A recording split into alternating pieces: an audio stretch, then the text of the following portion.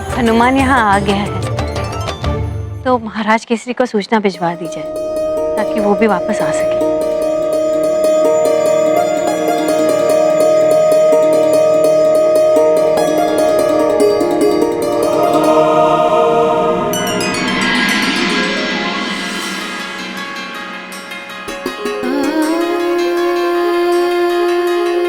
ये पुष्प बहुत सुंदर है पुत्र, किंतु मेरे जीवन उपवन सबसे सुंदर और सुगंधित पुष्प तुम हो हनुमान।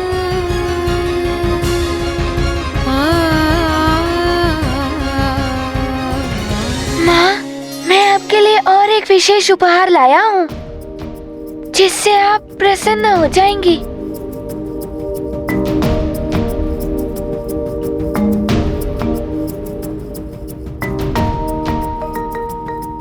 माँ,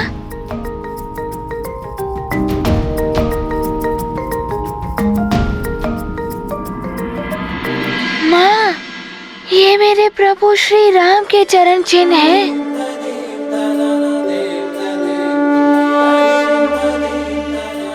भले ही आप उनसे नहीं मिल पाई, किंतु मैं उनके चरण चिन्ह लाया हूँ।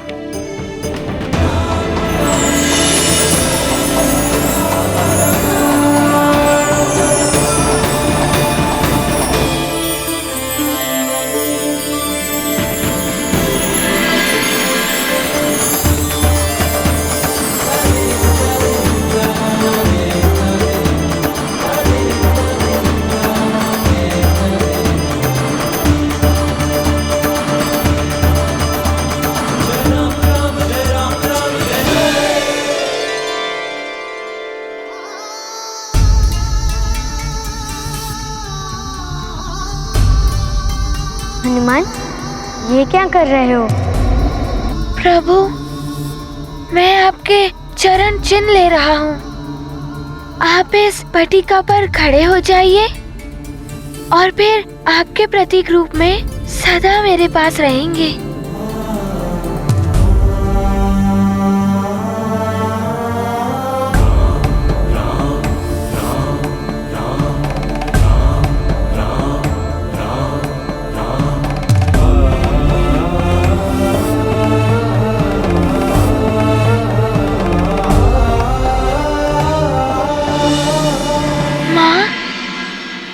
पिताश्री कहाँ है?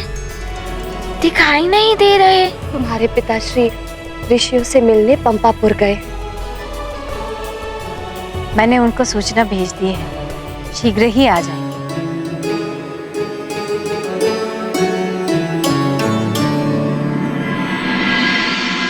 ये समय कठिन है, हम एकता बनाए रखनी होगी,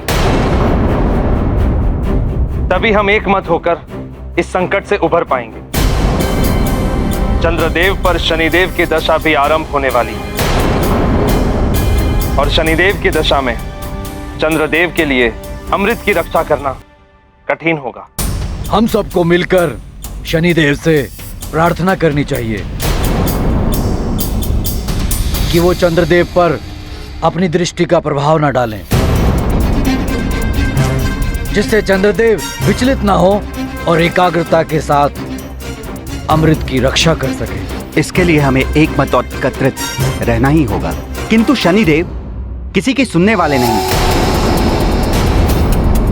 उन्होंने तो समय आने पर महादेव पर भी अपनी दृष्टि डाल दी थी। इसीलिए शनिदेव के आगमन से पहले मैं आप सबसे विमर्श कर रहा हूं। हम सबको एक मत होकर शनिदेव को समझाना होगा। आप सत्य कह रहे हैं देवराज।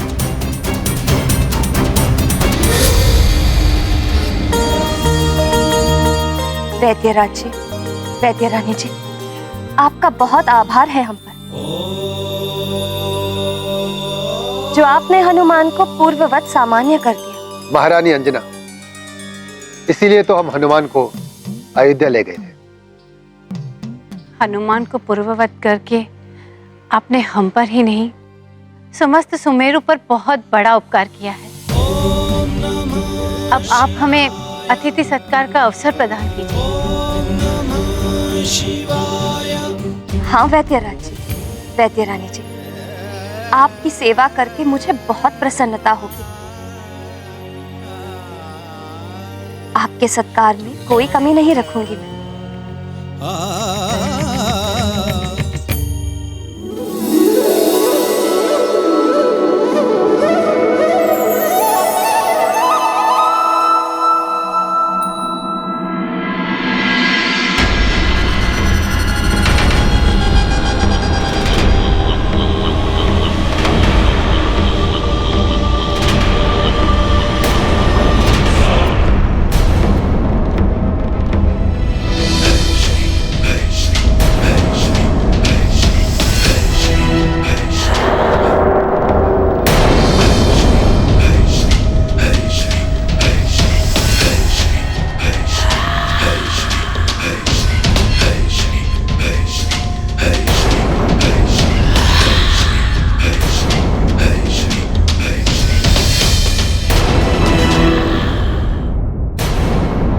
कहिए देवराज, आपने ये सभा क्यों बुलाई है?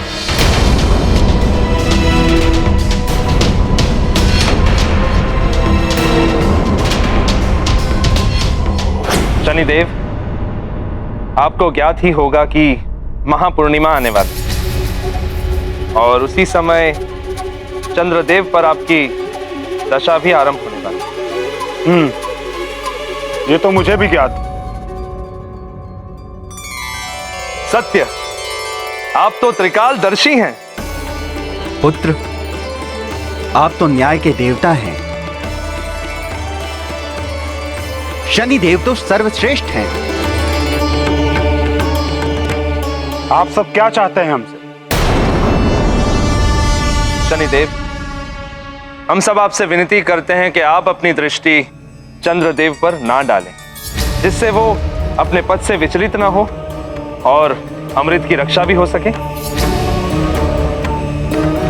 क्योंकि महापूर्णिमा की रात अमृत में उफान आने वाला है और अमृत की रक्षा का दायित्व चंद्रदेव के पास है। हाँ शनिदेव, इस संकट के समय हमें आपके सहयोग की अपेक्षा है। उचित है।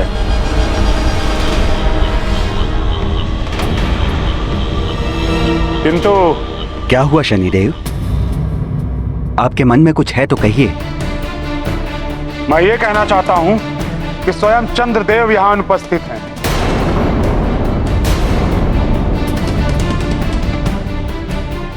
जबकि सभी देवतागण यहां उपस्थित हो चुके हैं, किंतु चंद्रदेव का इस प्रकार विलंब करना अनुचित ही नहीं, अव्यवहारिक भी है। क्या इसी प्रकार करेंगे वो अमृत की सुरक्षा? कदाचित उन्हें अपने दायित्व की गंभीरता का ज्ञान नहीं है। दायित्वों की गंभीरता से मैं भली भांति परिचित हूं शनिदेव।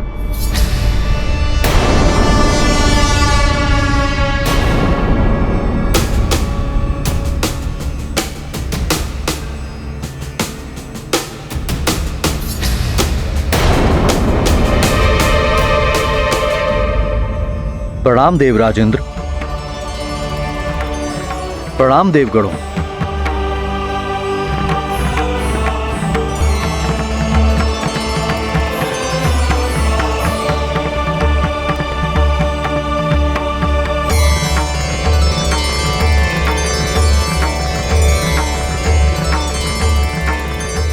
शनिदेव, मेरे दायित्वों पर प्रश्न ना ही उठाएं तो ही उचित होगा। मैं सप्त ऋषि अत्रि का पुत्र, ब्रह्मांड के अधिष्ठाता, दक्ष का जमाता, उनकी 27 पुत्रियों का पति हूं। मेरी श्रेष्ठता का प्रमाण यह है कि स्वयं महादेव ने मुझे अपने मस्तक पर धारण किया हुआ है और वे चंद्रशेखर कहलाए। मैं अपने सभी दायित्वों को स्वयं संभालने में सक्षम हूं। चंद्रदेव, इस विशेष महापूर्णिमा के अवसर पर अमृत में अधिक उफान आने वाला है, जो चंद्रलोक सहित समस्त ग्रहों को प्रभावित कर सकता है। इसलिए आपकी सहायता है तो हम सभी यहाँ। देवराज, उचित ये होगा कि शनिदेव अपना दायित्व संभालें। मेरे उत्तरदायित्व मैं संभाल लूंगा।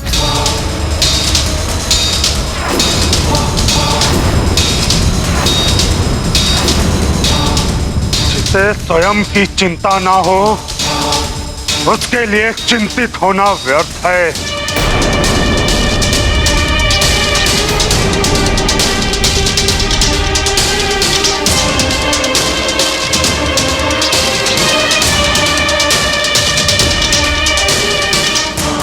शनिदेव को तो क्रोध दिला दिया चंद्रदेव ने। कहीं शनिदेव ने पलटकर सीधे दृष्टि डाल दी चंद्रदेव पर तो अनर्थ हो जाएगा। देवराज, उचित ये होगा कि शनिदेव अपना दायित्व संभालें। मेरे उत्तरदायित्व मैं संभाल लूंगा। चंद्रदेव, अब तुम मुझसे नहीं बच सकते।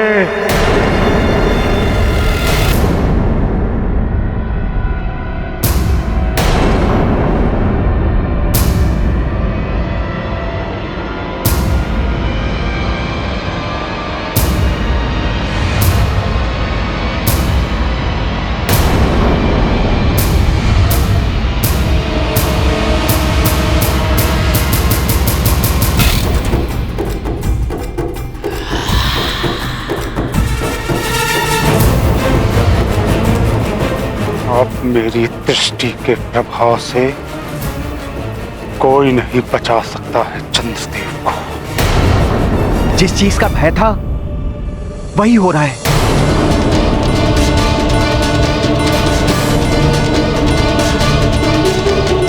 अभी तो शनिदेव ने चंद्रदेव पर आंशिक दृष्टि ही डाली है, किंतु अब पूर्ण डालकर ही शांत होंगे।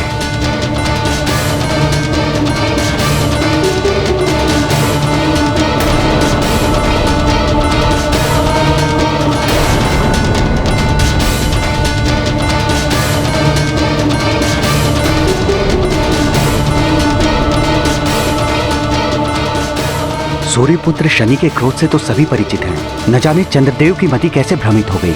अब क्या होगा चंद्रलोक का, और क्या होगा वहां रखे हुए अमृत का।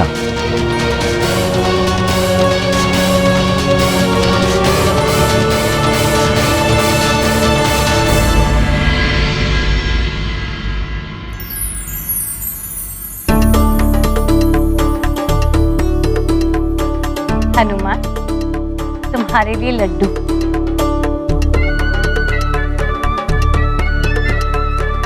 अरे वाह, माँ के हाथ के बनाए लड्डू।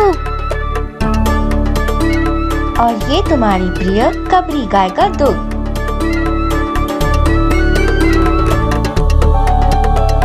आराम कीजिए, मैंने स्वयं अपने हाथों से भोजन बनाया है।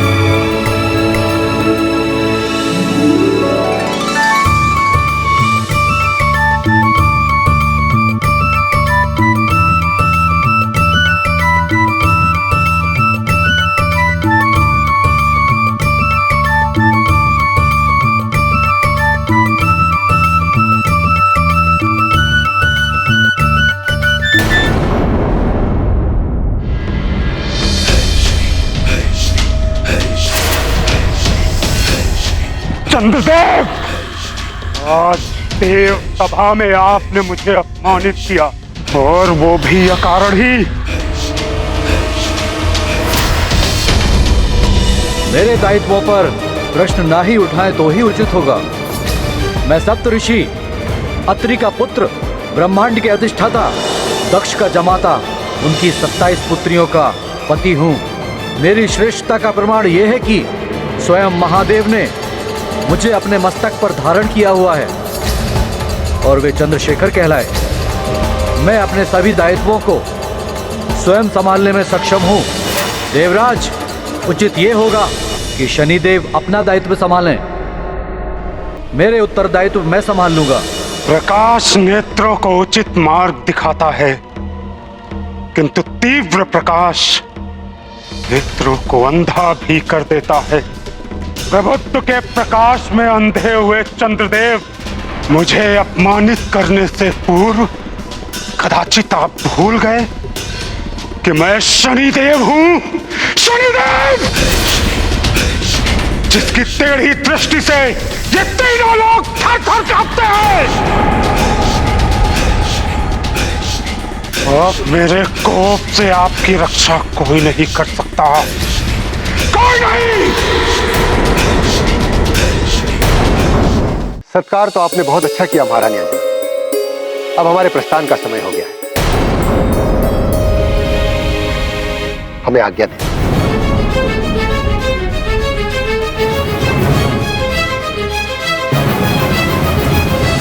वैद्यराज जी, आप मेरे हनुमान को यहाँ लेकर आए, हमसे मिलवाए, मेरे शोक संतप्त हृदय को सुख पहुंचाए। आपका बहुत बहुत आभार।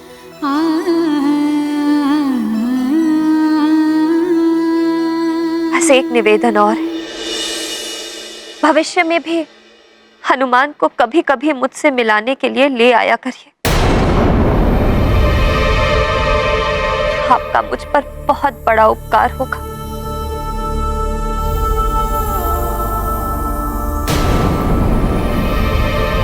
माँ, ये आप क्या कह रही हैं? क्या अब भी मुझे वैद्यराज जी के साथ जाना होगा?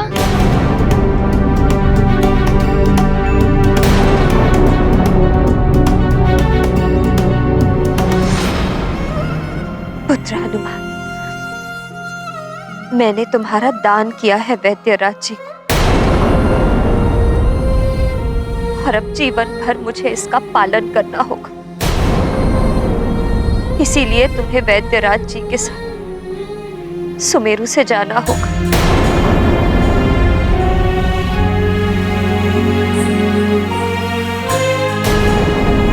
माँ, मैं आपको छोड़कर नहीं जाऊंगा।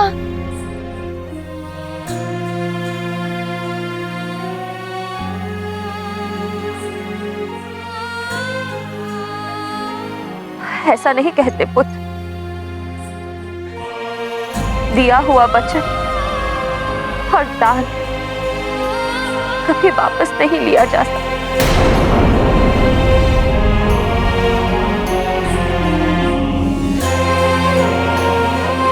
और मैं नहीं चाहती कि ऐसा करने से तुम्हें कोई हानि पहुंचे। माँ, आप अपने पुत्र को अपने से दूर क्यों करना चाहती हैं? हनुमान, तुम पर अब वैद्यराज जी का अधिकार है, मेरा नहीं।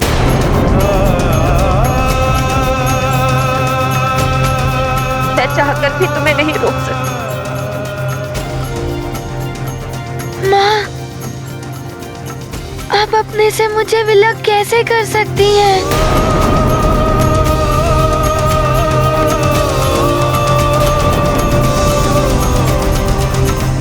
वैद्यराज जी, इससे पहले कि मेरा साहस टूट जाए, मेरा ममत्व दुर्बल पड़ जाए, आप ले जाइए हनुमान को यहाँ से।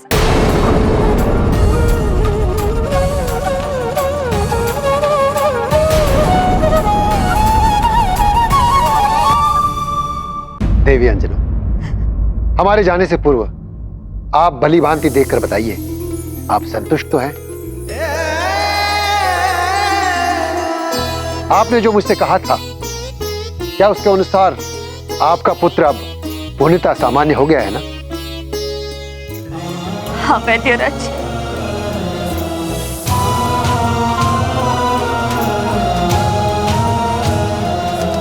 और इसके लिए आपका बहुत बहुत धन्यवाद। किंतु माता पिता को उसकी संतान की भलाई के लिए उससे दूर भी रहना पड़ता। मैं यही सोचकर प्रसन्न हो लूं कि मेरा पुत्र जहां भी है कुशलता से।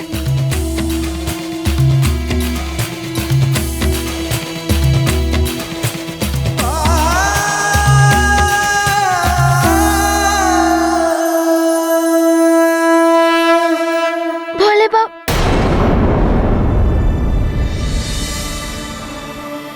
एक भोले भाले पुत्र को अपनी माँ से दूर किया जाए तो माँ दुखी होंगी ना?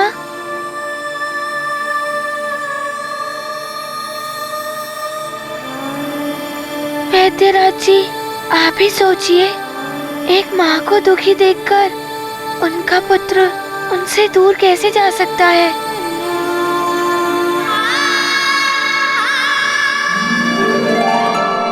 देवी अंजना, समय हमारे जाने का हुआ है, हनुमान के जाने का नहीं।